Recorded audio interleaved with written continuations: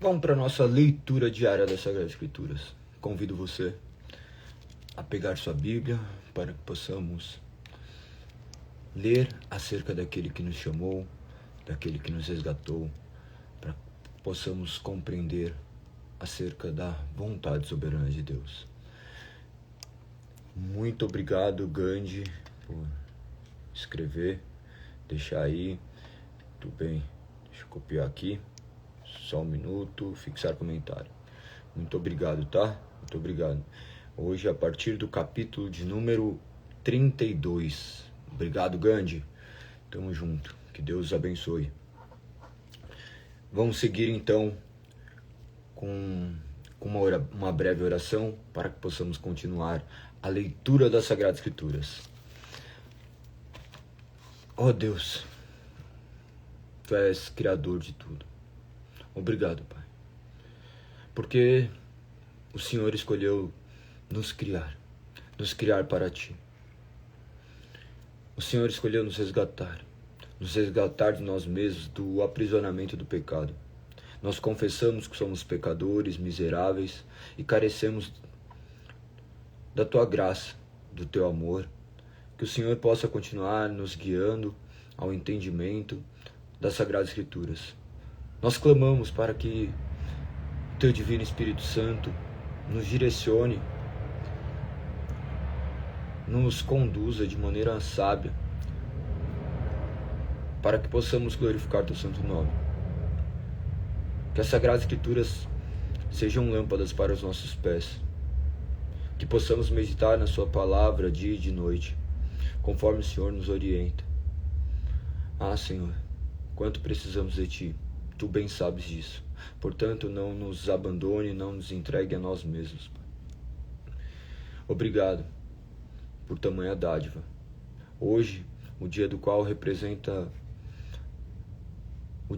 o Senhor contempla o Seu Filho ressuscitado, Seu Filho vencendo a morte. Teu Filho amado, que o Senhor se lembre de nós e traga bálsamo para a nossa mente, para o nosso corpo. Obrigado, Senhor. Nós glorificamos Teu Santo Nome. Eu peço por cada uma dessas pessoas que estão aqui, que eles sejam impactadas pelo agir do Teu Santo Espírito. Renderemos todas as glórias única e exclusivamente a Ti, Pai. Não a nós, mas somente a Ti.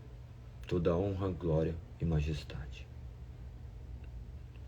Em nome de Cristo Jesus que nós oramos. Amém. Amém. Amém. Bom dia, mais um dia para a honra e glória do Senhor. Vamos para o nosso dia 4, né?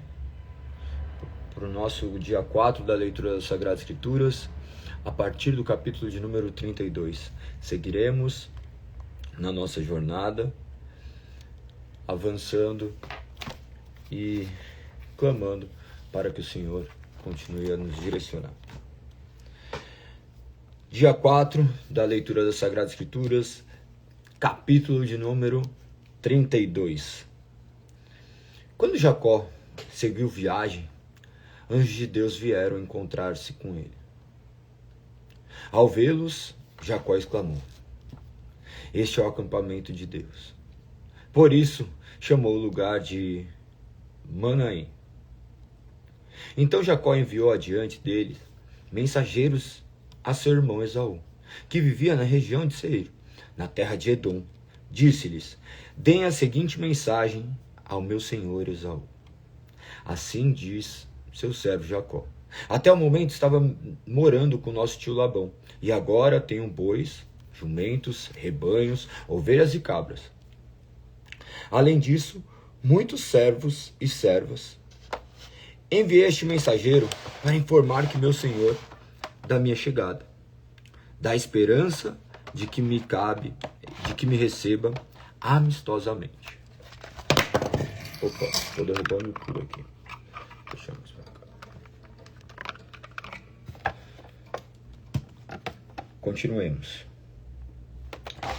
Depois de transmitirem a mensagem, voltaram a Jacó e lhe disseram: "Nossa, um quadril horrivelmente. Eles disseram: estivemos com seu irmão Esaú, e ele está vindo ao seu encontro com um bando de 400 homens. Quando ouviu a notícia, Jacó ficou apavorado. Dividiu em 2 grupos, sua família, seus servos e também os rebanhos. Os bois e camelos, pois pensou: se Esaú encontrar um dos grupos e atacá-los, talvez o outro consiga escapar. Então Jacó orou: ó Deus de meu avô Abraão e Deus de meu pai Isaque,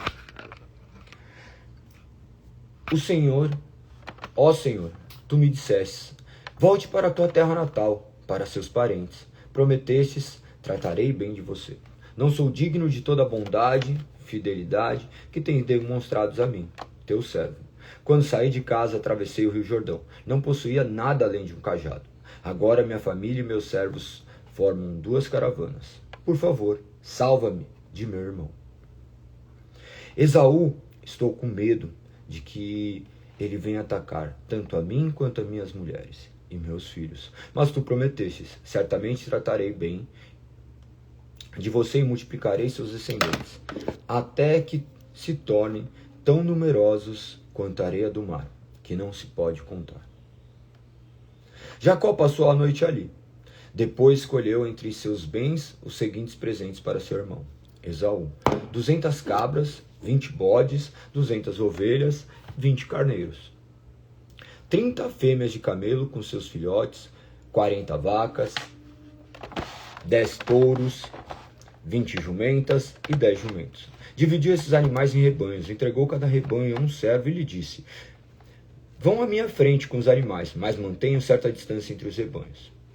Aos homens encarregados do primeiro grupo, deu as seguintes instruções: quando meu irmão Esaú se encontrar com você, ele perguntará: de quem são os servos? Para onde vão? Quem é o dono desses animais? Respondam: eles pertencem ao seu servo, Jacó, mas são um presente para Esaú, o senhor dele. Veja, ele está vindo atrás de nós. Jacó deu a mesma instrução aos encarregados do segundo e do terceiro grupo, e a todos que seguiam os rebanhos. Digam a mesma coisa a Esaú quando o encontrarem. E não se esqueçam de acrescentar: veja, seu servo Jacó está vindo atrás de nós. Jacó pensou: tentarei apaziguá-lo com os presentes que estou enviando à minha frente. Quando vir, quem sabe ele me receberá amistosamente. Assim os presentes foram enviados à frente, enquanto Jacó passou aquela noite no acampamento. Durante a noite, Jacó se levantou, tomou suas 2 mulheres, suas 2 servas e seus 11 filhos e atravessou com eles o rio Jaboque. Depois de levá-los para outra margem, fez passar todos os seus bens. Com isso, Jacó ficou sozinho no acampamento. Veio então um homem que lutou com ele até o amanhecer. Quando o homem viu que não poderia vencer, tocou a articulação do quadril de Jacó e a deslocou. O homem disse: deixe-me ir, pois está amanhecendo. Jacó, porém, respondeu: não deixarei ir, enquanto não me abençoar. Qual é o seu nome? Perguntou o homem. Jacó respondeu. O homem disse: seu nome não será mais Jacó. De agora em diante você se chamará Israel, pois lutou com Deus e com os homens e venceu. Por favor, diga-me qual é o seu nome, disse Jacó. Por que quer saber meu nome? Replicou o homem. E abençoou Jacó ali. Jacó chamou aquele lugar de Peniel, pois disse: vi Deus face a face, no entanto minha vida foi poupada. O sol estava nascendo quando Jacó partiu de Peniel, mancando por causa do quadril deslocado. Até hoje, o povo de Israel não come o tendão perto da articulação do quadril.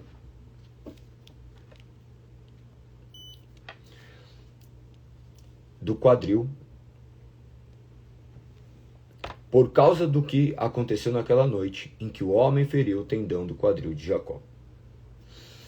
Capítulo de número 33. Jacó levantou os olhos e viu Esaú aproximando-se com seus 400 homens. Assim dividiu os filhos entre Lia, Raquel e suas servas. Colocou as servas e os filhos delas à frente. Lia e seus filhos em seguida, e Raquel e José por último. Jacó passou à frente e, ao aproximar-se de seu irmão, curvou-se até o chão 7 vezes. Esaú correu ao encontro de Jacó e o abraçou. Pôs os braços em volta do pescoço do irmão e o beijou. Os dois choraram. Então Esaú viu as mulheres e as crianças e perguntou: quem são essas pessoas que estão com você? Jacó respondeu: são os filhos que Deus em sua bondade concedeu ao seu servo. As servas e seus filhos se aproximaram e se curvaram diante de Esaú. Em seguida, Lia e seus filhos vieram e se curvaram diante dele. Por fim, José e Raquel se aproximaram e se curvaram diante dele. E o que eram todos aqueles rebanhos que encontrei no caminho? Perguntou Esaú. Jacó respondeu: são presentes, meu senhor, para garantir sua amizade. Meu irmão, eu já tenho muitos bens, disse Esaú. Guarde para você o que é seu. Mas Jacó insistiu: não, se obtive seu favor, peço que aceite meu presente. E que alívio é ver seu sorriso amigável. É como ver a face de Deus. Por favor, aceite o presente que eu lhe trouxe, pois Deus tem sido muito bondoso comigo, tenho mais que suficiente diante da insistência de Jacó. Esaú acabou aceitando o presente. Então Esaú disse: vamos andando, eu o acompanharei. Jacó, porém, respondeu: como meu senhor pode ver, algumas das crianças são bem pequenas, e os rebanhos também têm crias. Se os forçarmos demais, mesmo que por um dia, pode ser que os animais morram. Por favor, meu senhor, vá adiante do seu servo. Seguiremos mais devagar em um ritmo que os rebanhos e as crianças possam acompanhar. Encontrarei com meu senhor em Seir. Está bem, disse Esaú, mas, pelo menos, permita-me deixar alguns meus homens para acompanhá-lo. Jacó respondeu: não é necessário para mim. Ter sido bem recebido por meu senhor já é o bastante. Esaú deu meia volta e regressou a Seir naquele mesmo dia. Jacó, por sua vez, viajou até Sucote, onde construiu uma casa para si e abrigos para seus rebanhos. Por isso, aquele lugar é chamado de Sucote. Depois de percorrer todo o caminho desde Padã Arã, Jacó chegou em segurança à cidade de Siquém, na terra de Canaã, e acampou em seus arredores. Jacó comprou da família de Amor, pai de Siquém, o terreno onde estava acampado, por 100 peças de prata. Ali construiu um altar, chamou de El Eloi Israel. Certa vez, Diná, filha de Jacó e Lia, saiu para visitar algumas moças que viviam na região. Capítulo de número 34. O príncipe daquela terra era Siquém, filho de Amor, o heveu.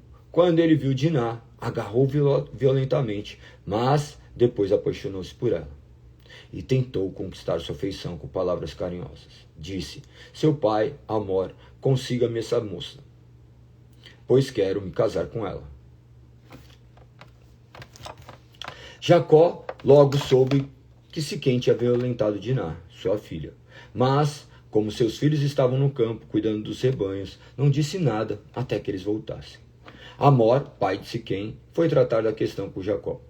E neste meio tempo os filhos de Jacó voltaram do campo. Assim que souberam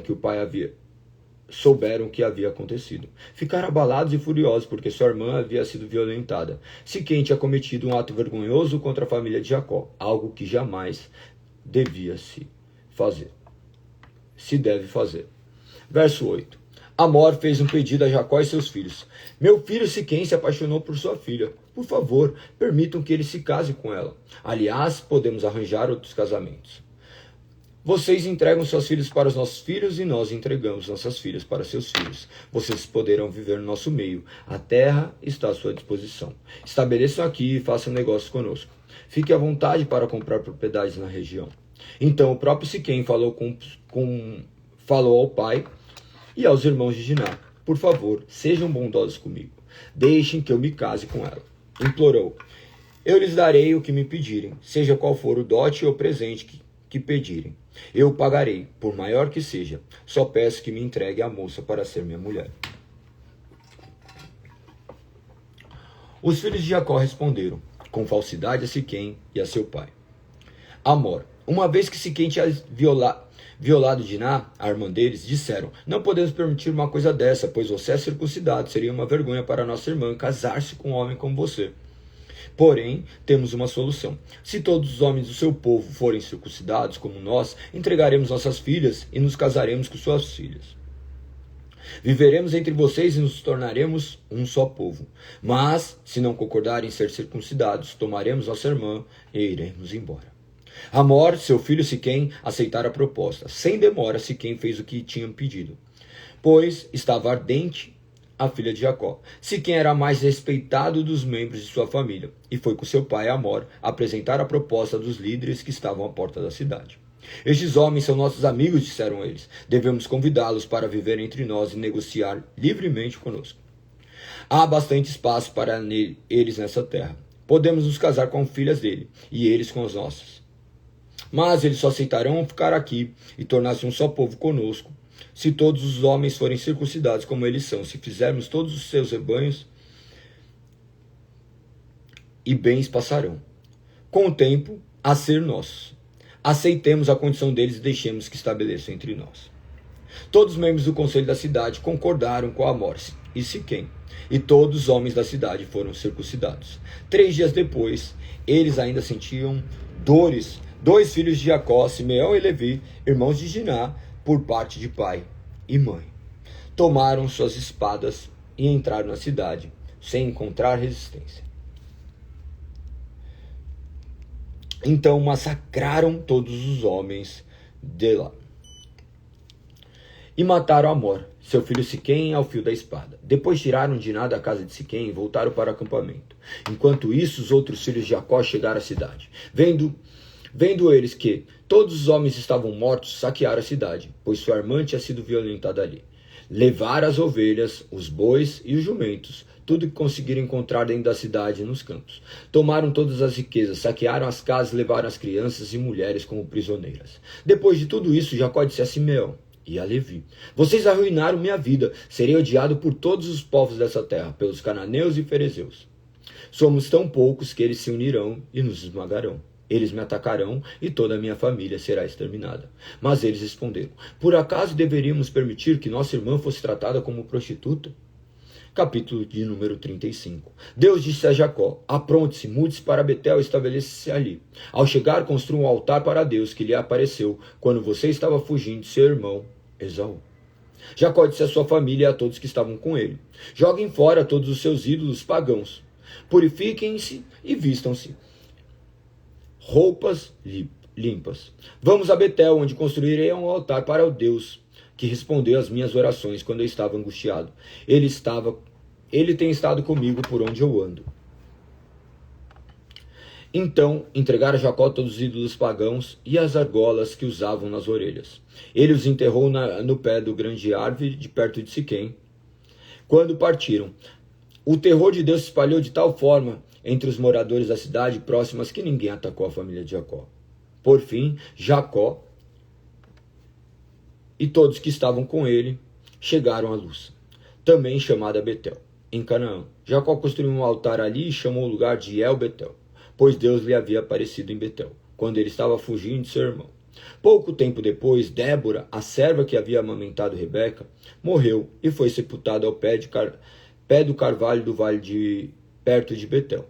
Desde então, a árvore é chamada Alon-Bacute. Agora que Jacó havia regressado de Padã-Arã, Deus lhe apareceu outra vez em Betel e o abençoou. Seu nome é Jacó, mas você não se chamará mais Jacó. De agora em diante, seu nome será Israel. Assim, Deus deu a ele o nome de Israel. Deus também lhe disse: eu sou o Deus Todo-Poderoso. Seja fértil e multiplique-se. Você se tornará uma grande nação. Até mesmo muitas nações haverá reis entre seus descendentes. Eu lhe darei a terra que dei a Abraão e Isaque. Sim, eu darei a você e a seus descendentes. Em seguida, Deus se elevou no lugar onde havia falado a Jacó. Jacó levantou uma coluna de pedra para marcar o lugar onde Deus lhe havia falado. Depois derramou vinho sobre a coluna, como oferta a Deus, e ungiu com azeite de oliva. Chamou o lugar de Betel, pois ali Deus lhe havia falado. Depois que partiram de Betel, rumaram para Efrata. Raquel, porém, sentiu dores fortes dores e entrou em trabalho de parto, quando ainda estava a certa distância da cidade. As dores de parto aumentaram e a parteira lhe disse: não tenha medo, você terá outro menino. Raquel estava quase morrendo, mas com seu último suspiro chamou o menino de Benoni. O pai do bebê, no entanto, chamou de Benjamim. Assim Raquel morreu e foi sepultada junto ao caminho para Efrata, ou seja, Belém. Sobre o túmulo de Raquel, Jacó levantou um monumento de pedra que estava lá até hoje. Então Jacó seguiu viagem e acampou além de Migdal Eder. Enquanto morava ali, Ruben teve relações com Bila, concubina de seu pai, e Jacó ficou sabendo disso. Estes são os nomes dos 12 filhos de Jacó. Os filhos de Lia foram Ruben, o filho mais velho de Jacó, Simeão, Levi e Judá, Isacar e Zebulon. Os filhos de Raquel foram José e Benjamim. Os filhos de Bila, serva de Raquel, foram Dan e Naphtali. Os filhos de Zilpa, serva de Lia, foram Gade e Asser. Estes são os filhos que nasceram a Jacó em Padã. Então Jacó voltou à casa de seu pai, Isaque, em Manre, perto de Kiriat Arba, hoje chamado de Hebrom, onde Abraão e Isaque viveram como estrangeiros. Isaque viveu 180 anos. Deu o último suspiro e, ao morrer em boa velhice, reuniu seus antepassados, seus filhos, Esaú e Jacó, o sepultaram. Capítulo 36. Este é o relato dos descendentes de Esaú, também chamado Edom. Esaú se casou com 2 moças de Canaã, Ada, filha de Elon, e Tita, o Olibama, e filha de Aná, e neta de Sibeão, o Eveu. Também se casou com sua prima Basemate, que era filha de Ismael, irmã de Nebaiote. Ada deu à luz a um filho chamado Elifaz. Basemate deu à luz a um filho chamado Reuel. Olibama deu luz aos filhos chamados Jeus, Jalão e Corá. Todos esses filhos nasceram em Esaú na terra de Canaã. Esaú tomou suas mulheres, seus filhos e filhas, e todos de sua casa, além de seus rebanhos e gado, toda a riqueza que havia adquirido na terra de Canaã, e se mudou para longe de seu irmão. Jacó, seus rebanhos e bens eram tantos que a terra onde moravam não era suficiente para sustentá-los. Portanto, Esaú, também chamado de Edom, se estabeleceu na região montanhosa de Seir. Este é o relato dos descendentes de Esaú, os edomitas, que viviam na região montanhosa de Seir. Estes são os nomes dos filhos de Esaú: Elifaz, filho de Ada, mulher de Esaú, e Reuel, filho de Basemate, mulher de Esaú. Os descendentes de Elifaz foram Temã, Omar, Zefô, Gaeta, Kenaz. Tina, concubina de Elifaz, filho de Esaú, deu luz a um filho chamado Amaleque.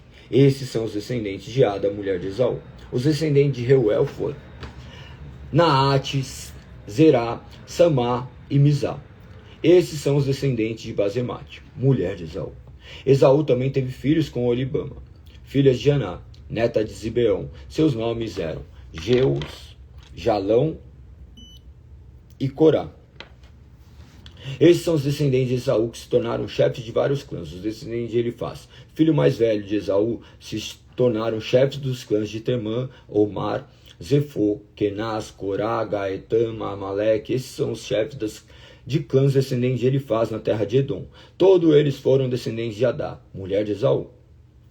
Os descendentes de Reuel, filho de Esaú, se tornaram chefes dos clãs de Naate, Zaera, Samá, Mizá. Esses são os chefes dos clãs descendentes de Reuel na terra de Edom. Todos eles foram descendentes de Basemate, mulher de Esaú. Os descendentes de Esaú e sua mulher Olibama se tornaram chefes dos clãs de Jeus. Jalão e Corá são os chefes dos clãs descendentes de Olibama, mulher de Esaú, filho de Aná. Esses são os clãs que descenderam de Esaú, também chamado de Edom, cada um identificado pelo nome de seu chefe.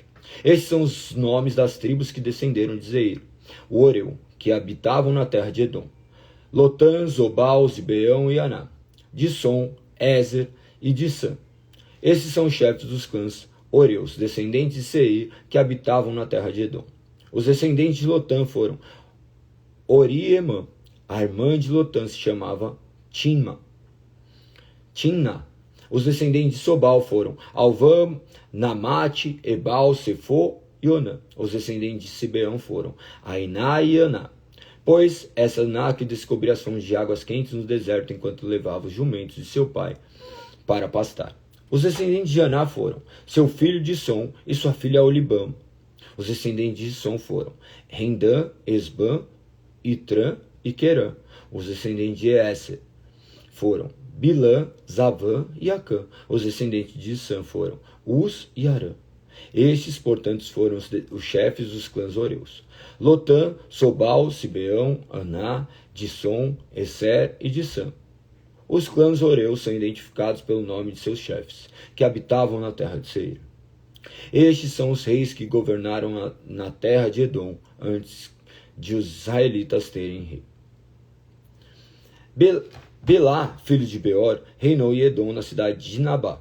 Quando Belá morreu, Jobabe, filho de Será, de Borsa, foi seu sucessor. Quando Joabe morreu, Hussã da terra de Temanitas foi seu sucessor.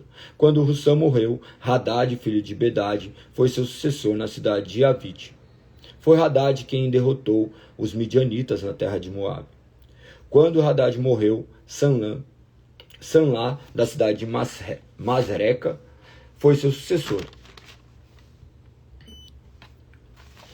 Quando Sanlá morreu, Saul, da cidade de Rebote, próximo ao Eufrates, foi seu sucessor. Quando Saul morreu, Baal-Hanã, filho de Aquibor, foi seu sucessor. Baal-Hanã, filho de Aquibor, morreu. Hadad foi seu sucessor na cidade de Pau. Sua mulher era Metabel, filha de Matred e neta de Mesabe. Esses são os nomes dos chefes dos clãs descendentes de Esaú que habitavam nos lugares que têm seus nomes: Tiná, Alva, Ivete, Olibama, Elá, Pinom, Kenaz, Temã, Mibizar, Magdiel e Irã. Esses são os chefes dos clãs de Edom, relacionados de acordo com seus assentamentos na terra que ocupavam. Todos eles foram descendentes de Esaú, antepassados dos Edomitas. Capítulo de número 37. Jacó passou a morar na terra de Canaã, onde seu pai vivia como estrangeiro. Este é o relato de Jacó e sua família. Quando José tinha 17 anos, cuidava dos rebanhos de seu pai, trabalhando com seus meios irmãos, os filhos de Bila e Zilpa, mulheres de seu pai, contava para seu pai algumas coisas erradas que seus irmãos faziam. Jacó amava José mais que qualquer outro de seus filhos, pois José havia nascido quando Jacó era idoso. Por isso, perto do dia, Jacó encomendou um presente especial para José, uma linda túnica. Os irmãos de José, por sua vez, o odiavam, pois o pai deles o amava mais que todos os outros. Não eram capazes de lhe dizer uma única palavra agradável. Certa noite, José teve um sonho e quando contou a seus irmãos, eles o odiaram ainda mais. Ouça este sonho que tive, disse ele. Estávamos no campo amarrando os feixes de trigo. De repente, meu feixe se levantou e ficou em pé, e seus feixes se juntaram ao redor do meu e se curvaram diante dele. Seus irmãos responderam: Você imagina que será nosso rei? Pensa mesmo que nos governará? E odiaram ainda mais por causa de seus sonhos e da maneira como os contava. Pouco tempo depois, José teve outro sonho e mais uma vez contou a seus irmãos. Ouçam, tive outro sonho, disse ele. O sol, a lua e 11 estrelas se curvavam diante de mim. Dessa vez contou o sonho não apenas aos irmãos, mas também ao pai, que o repreendeu dizendo: Que sonho é esse? Por acaso eu, sua mãe e seus irmãos viremos e nos curvaremos até o chão diante de você? Os irmãos de José ficaram com inveja dele, mas seu pai perguntou qual seria o significado dos sonhos. Pouco depois, os irmãos de José levaram os rebanhos de seu pai para passar junto de Siquém. Então Jacó disse a José: Seus irmãos estão cuidando das ovelhas em Siquém. Apronte-se e eu enviarei até eles.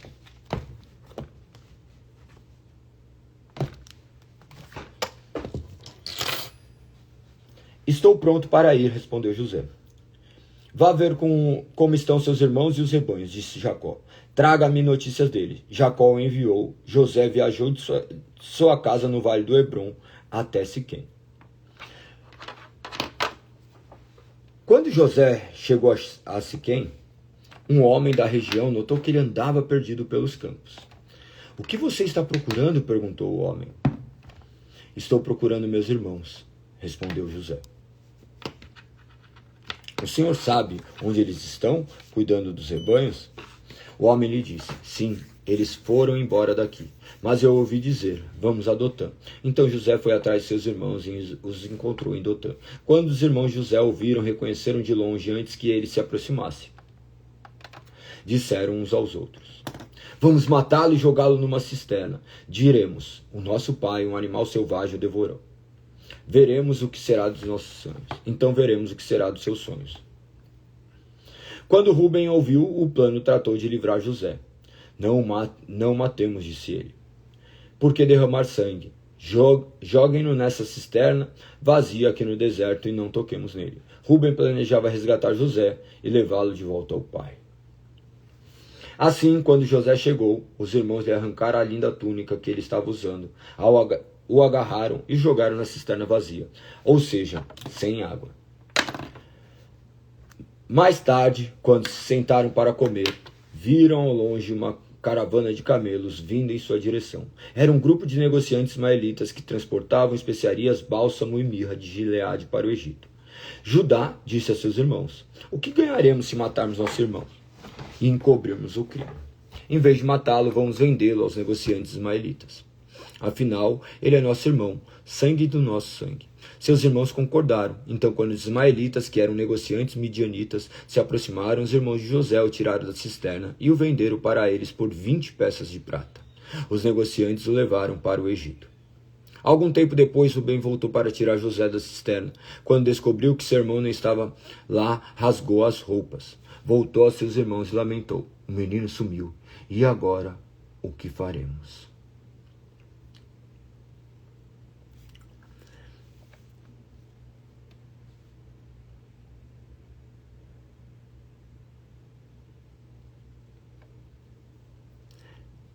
Continua dizendo, então os irmãos mataram um bode e mergulharam a túnica de José no sangue do animal. Enviaram a linda túnica para o pai com a seguinte mensagem, veja o que encontramos, não é a túnica do seu filho? O pai reconheceu de imediato e disse, sim, é a túnica de meu filho, um animal selvagem deve ter o devorado. Com certeza José morreu despedaçado.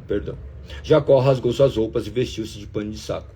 Por longo tempo, lamentou profundamente a morte do filho. A família toda tentou consolá-lo, mas ele se recusava. Descerei à sepultura, lamentando a morte do meu filho, dizia, e continuou a lamentar-se. Enquanto isso, os negociantes midianitas chegaram ao Egito, onde venderam José a Potifar, oficial e capitão da guarda do faraó. Capítulo 38.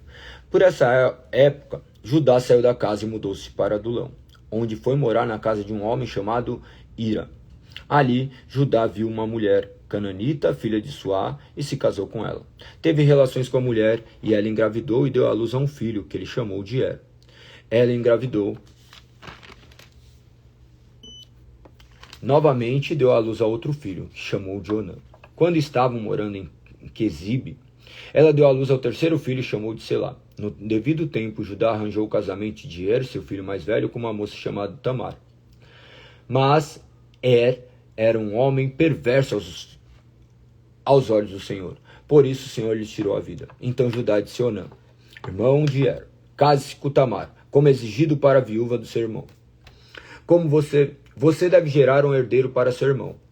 Onã, porém, não estava disposto a ter um filho que não seria seu herdeiro. Por isso, cada vez que tinha relações com a mulher de seu irmão, derramava o sêmen no chão. Desse modo, evitava que Tamar tivesse um filho que pertenceria ao irmão dele. O Senhor, porém, considerou maldade a sua atitude. Por isso, também tirou a vida de Onã. Então, Judá disse a sua nora, Tamar, volte para a casa de seus pais e permaneça viúva, até que meu filho, Selá, tenha idade suficiente para se casar com você. Na verdade, Judá disse, isso apenas porque temia que Selá também morresse, como seus 2 irmãos. Assim, Tamar voltou para a casa do pai. Alguns anos depois, a mulher de Judá morreu. Quando terminou o período de luto, Judá e seu amigo Irã, o Adulamita, subiram e Tiná para supervisionar a tosquia das ovelhas de Judá. Alguém disse a Tamar: seu sogro está subindo a Timná para tosquear as ovelhas. Tamar sabia que Selá já era adulto, mas nenhuma providência havia sido tomada para que ela se casasse com ele. Por isso trocou suas roupas de viúva e, para disfarçar-se, cobriu-se como um véu. Depois foi sentar-se junto à porta, à entrada da vila de Enaim, no caminho de Timná. Judá a viu e pensou que fosse uma prostituta, pois ela estava com o rosto coberto. Ele parou à beira da estrada e, sem saber que era sua própria nora, disse: quero me deitar com você. Quando você me pagará para deitar-se comigo? Perguntou Tamar. Eu lhes mandarei um cabrito do meu rebanho, prometeu Judá. Mas o que me dá como garantia que mandará o cabrito? Perguntou ela. Que tipo de garantia você quer? Replicou ele. Ela disse: deixe comigo o seu selo pessoal, junto com o cordão dele e o cajado que você está segurando. Judá entregou os objetos. Depois teve relações com Tamar, e ela engravidou. Em seguida, Tamar voltou para casa, tirou o véu e tornou-se a vestir as roupas de viúva como de costume. Mais tarde, Judá pediu que seu amigo Irá, o adulamita, levasse o cabrito para a mulher e pagasse de volta as coisas que ele havia deixado como garantia. Irá, porém, não conseguia encontrá-la. Perguntou aos homens que moravam lá: onde posso encontrar a prostituta do templo que estava sentada junto à entrada de Enaim? Aqui nunca houve uma prostituta do templo, responderam eles. Então Irá voltou para Ira ou Hira, sei lá agora como que é esse nome, pode ser Ira, voltou-se para onde Judá estava e lhe disse: não consegui encontrá-la em lugar algum. E os homens da vila disseram que lá nunca houve uma prostituta do templo. Que ela fique com as minhas coisas, disse Judá. Mandei o cabrito como tínhamos combinado, mas você não a encontrou. Se voltássemos para procurá-la, o povo da vila zombaria de nós. Uns 3 meses depois, disseram a Judá: sua nora Tamar se comportou como uma prostituta e por isso está grávida. Judá ordenou: tragam-no para fora e queimem-na. Quando estavam tirando de casa para matá-la, ela enviou a seguinte mensagem a seu sogro: estou grávida do homem que é dono destes objetos. Olhe com atenção de quem são o selo, este cordão e o cajado. Judá os reconheceu de imediato e disse: ela é mais justa que eu, pois não tomei as providências para que ela se casasse com meu filho Selá. E Judá nunca mais teve relações com Tamar. Quando chegou a época de Tamar dar à luz, descobriu que teria gêmeos. Durante o trabalho de parto, um dos bebês pôs a mão para fora. A parteira segurou a mão do bebê, agarrou um fio vermelho no pulso e anunciou: este saiu primeiro, porém recolheu a mão, e seu irmão saiu.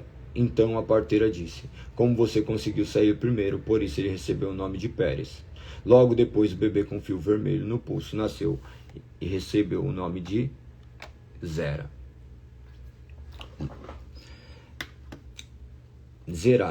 Capítulo de número 39.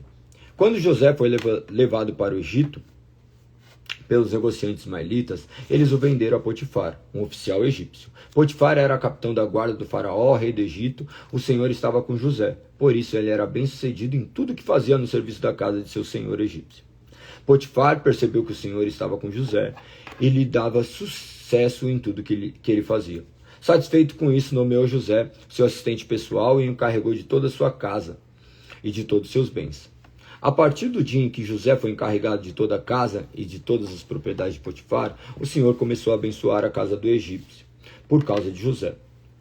Tudo corria bem na casa e as plantações e os animais prosperavam. Assim Potifar entregou tudo que possuía aos cuidados de José, tendo como administrador não se preocupava com nada, exceto com o que iria comer. José era um rapaz muito bonito, de bela aparência, e logo a esposa de Potifar começou a olhar para ele com desejo.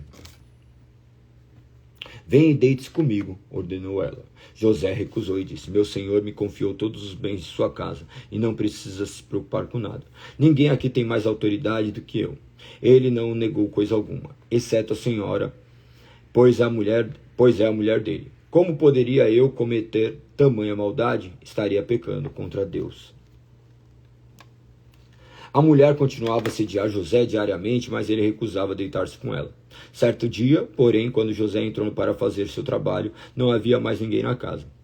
Ela se aproximou, agarrou pelo manto e exigiu: venha, deite-se comigo. José se desvencilhou e fugiu da casa, mas o manto ficou na mão da mulher. Quando ela viu que José tinha fugido, mas que o manto havia ficado na mão dela, chamou os servos. Vejam, disse ela, meu marido trouxe esse escravo hebreu para nos fazer de bobos. Ele entrou no meu quarto para me violentar, mas eu gritei. Quando ele me ouviu gritar, saiu correndo e escapou, mas largou seu manto comigo. Ela guardou o manto até o marido voltar para casa. Então contou-lhe uma versão da história. O escravo hebreu que você trouxe para a nossa casa tentou aproveitar de mim, disse ela. Mas, quando eu gritei, ele saiu correndo e largou seu manto comigo. Ao ouvir a mulher contar como José havia tratado, Potifar se enfureceu. Pegou José e lançou na prisão, onde ficavam os prisioneiros do rei. E ali José permaneceu. Mas o Senhor estava com ele na prisão e o tratou com bondade. Fez José conquistar a simpatia do carcereiro, que, em pouco tempo, encarregou José de todos os outros presos e de todas as tarefas da prisão. O carcereiro não precisava mais se preocupar com nada, pois José cuidava de tudo. O Senhor estava com ele e dava sucesso em tudo que ele fazia. Capítulo de número 40. Algum tempo depois, o chefe dos copeiros e o chefe dos padeiros do faraó ofenderam seu senhor, o rei do Egito. O faraó se enfureceu com os dois e os mandou para a prisão onde José estava, no palácio do capitão da guarda. Eles ficaram presos por um tempo e o capitão da guarda os colocou sob responsabilidade de José, para que cuidasse deles. Certa noite, enquanto estavam presos, o copeiro e padeiro tiveram cada um sonho, e cada sonho tinha o seu significado. Quando José os viu no dia seguinte, notou que os dois estavam perturbados e perguntou: por que vocês estão preocupados? Eles responderam: esta noite nós dois tivemos sonhos, mas ninguém sabe nos dizer o que significa. A interpretação dos sonhos vem de Deus, disse José. Contem-me o que sonharam. O chefe dos copeiros foi o primeiro a relatar seu sonho a José. Em meu sonho vi na minha frente uma videira. Disse ele: havia 3 ramos que começaram a brotar e florescer. E em pouco tempo produziram cachos de uvas. Eu tinha na mão o copo do faraó. Tomei um dos cachos de uva, espremi o suco na taça e coloquei na mão do faraó. José disse: este é o significado do sonho. Os 3 ramos representam 3 dias. Dentro de 3 dias o faraó levará de volta seu cargo de chefe de copeiro. Quando a situação estiver bem para você, peço que se lembre de mim. Fale de mim ao faraó, para que ele me tire deste lugar, pois fui trazido à força da minha terra natal, a terra dos hebreus.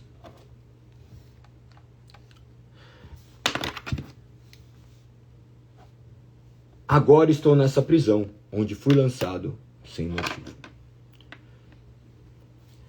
Ao ouvir a interpretação favorável de José para o primeiro sonho, o chefe dos padeiros lhe disse: também tive um sonho.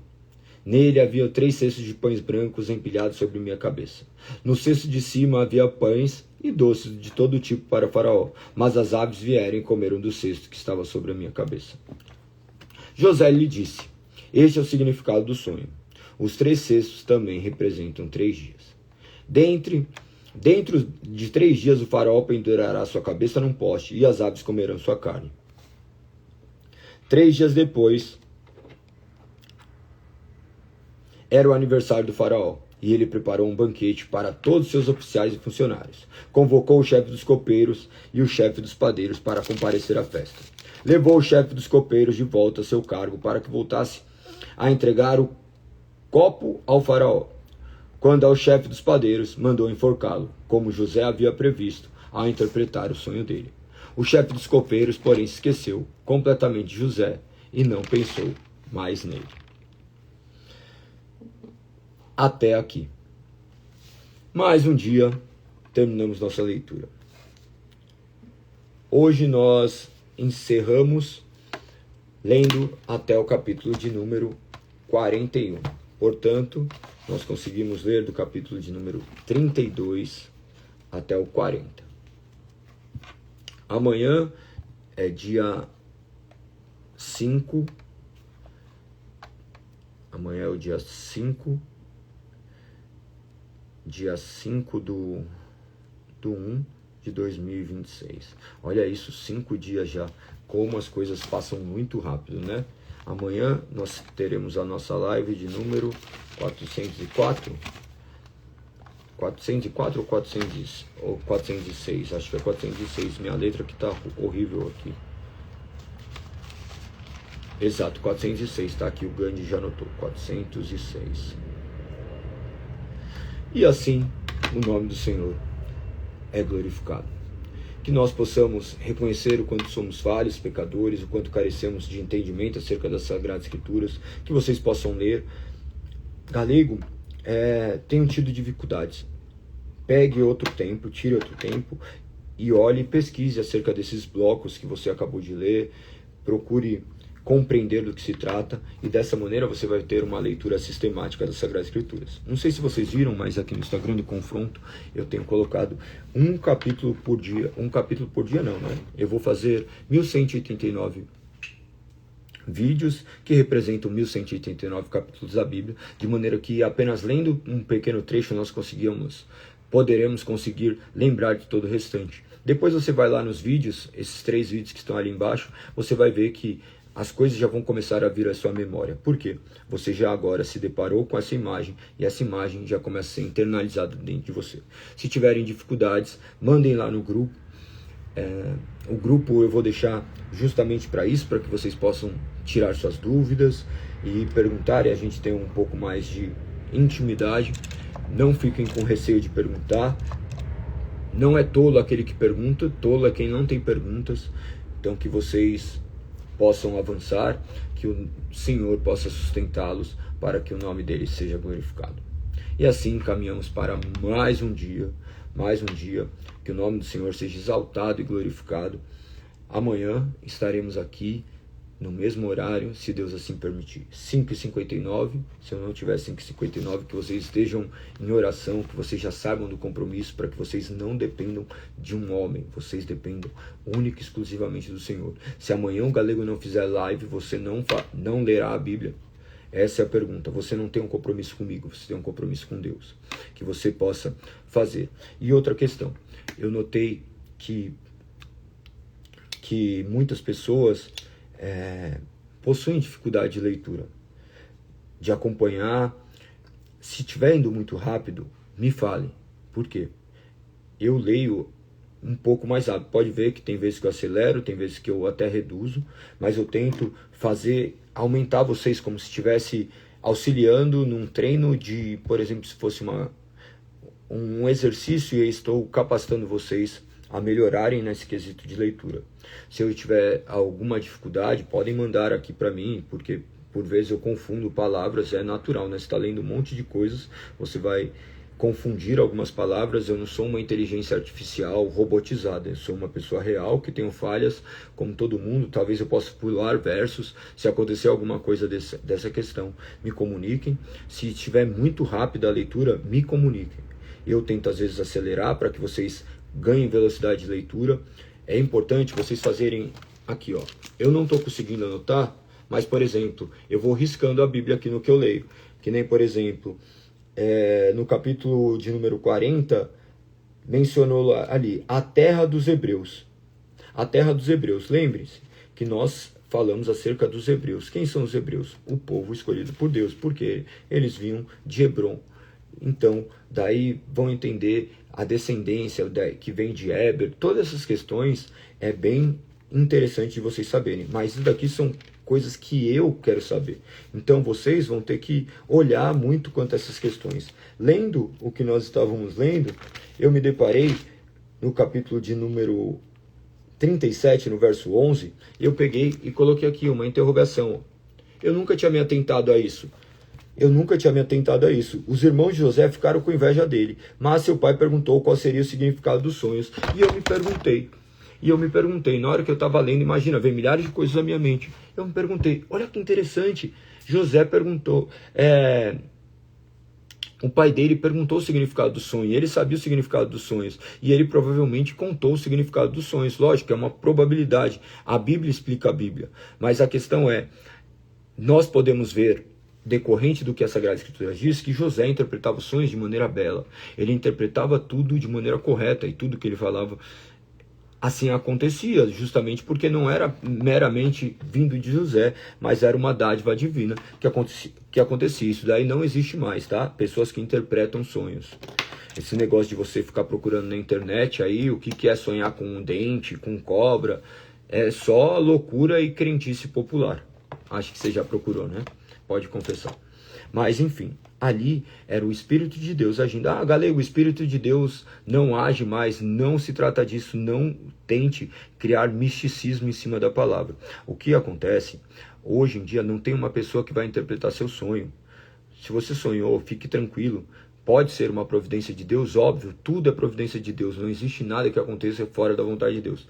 Cada cabelinho branco que você tem na cabeça, é Deus que colocou esse cabelo branco na sua cabeça. Cada coisa que acontece, é Deus que faz tudo isso. Mas nós não somos guiados por fatores externos ou internos, nós somos guiados por uma palavra. Porque nós sabemos que tudo está corrompido, então o alicerce nosso é a palavra.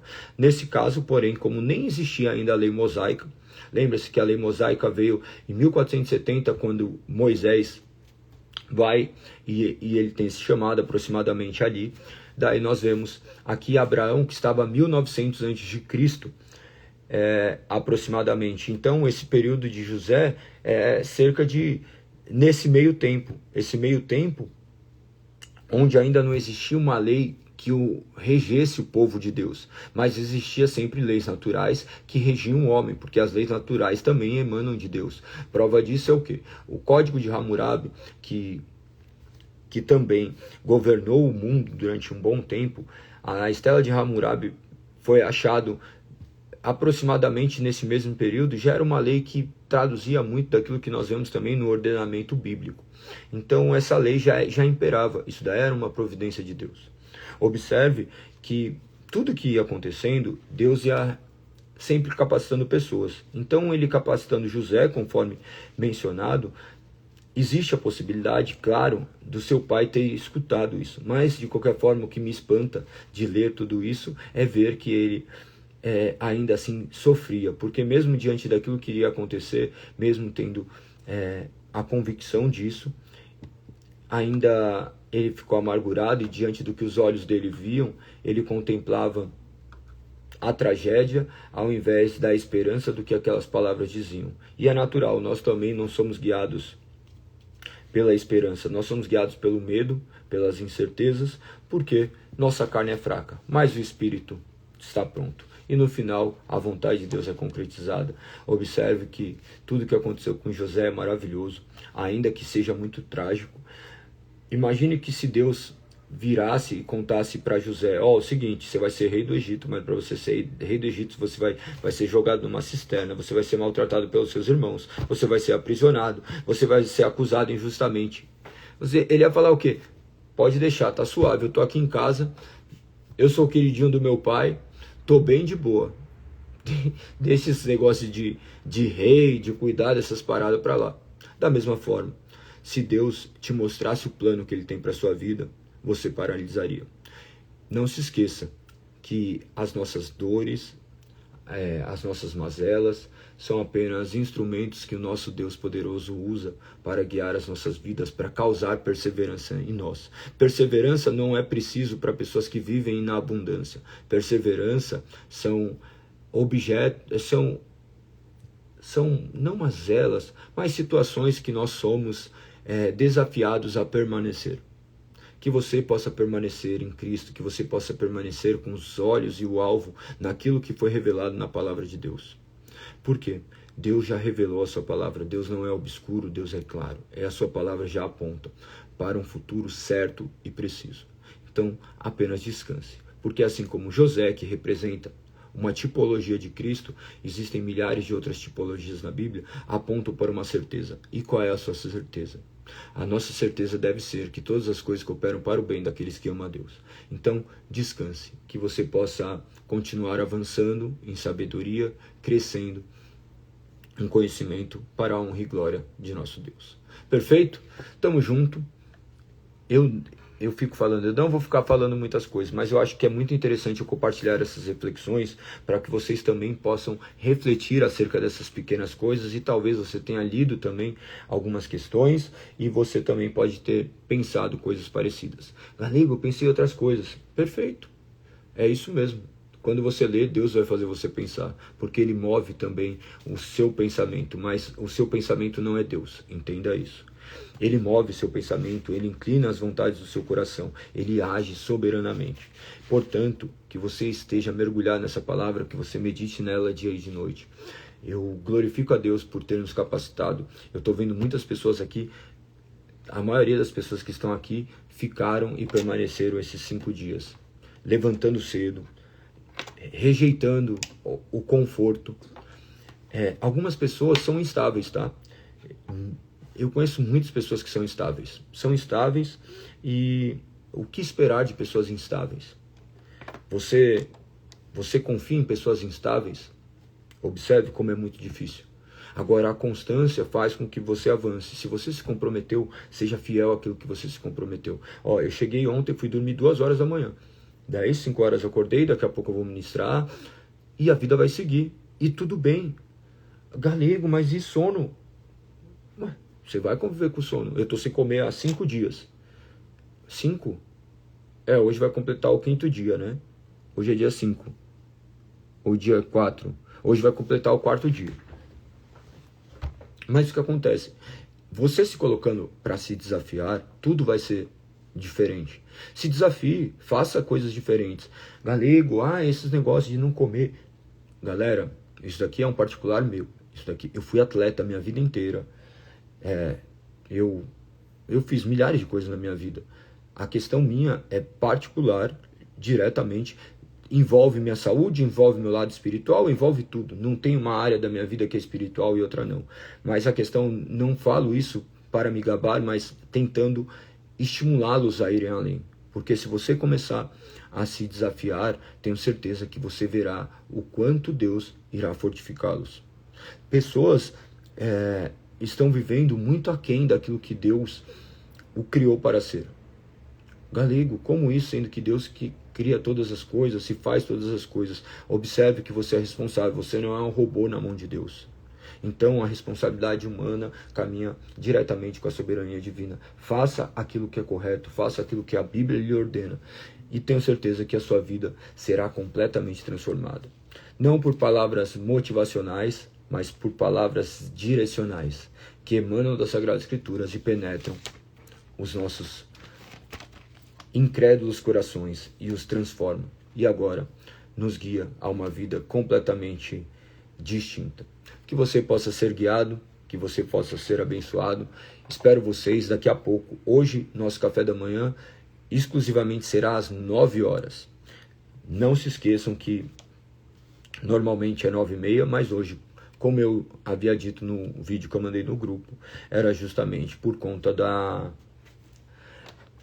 de que nós ficamos um tempo distante, para que possamos pelo menos estar ali, dar um abraço um pouco mais calmo, poder conversar com as pessoas e avancemos. Ainda que por um breve momento possamos ter este momento de harmonia e de comunhão. Perfeito? Tamo junto, um beijo no coração, que Deus os abençoe, que Deus os direcione. Até daqui a pouco, que o nome do Senhor seja exaltado. O culto começa então 10 horas, 9 horas o café da manhã. Estamos ali na Avenida dos Bandeirantes, 1440, ou entrada pela Rua Breja Alegre, 386, na Vila Olímpia. Perfeito? Tamo junto, espero vocês. Um beijo no coração. Até amanhã. Obrigado, Gandhi, por ter colocado os capítulos. Quando colocasse em Gênesis, coloca já o capítulo que nós terminamos. Amanhã, capítulo 41. Muito obrigado. Que o reino avance, apesar de nós. E dá para colocar aqui também o dia que nós estamos, tá? Nós sabemos que estamos no dia 405, no 5º dia, mas creio que as pessoas não conseguirão identificar isso. Então a gente coloca 5º dia de leitura, porque agora ainda dá para contar com os dias, né? Mas eu creio que com o tempo já se perca naturalmente, por conta da virada do mês. Perfeito? Tamo junto, um beijo no coração, sem mais delongas, que o reino avance. Fui!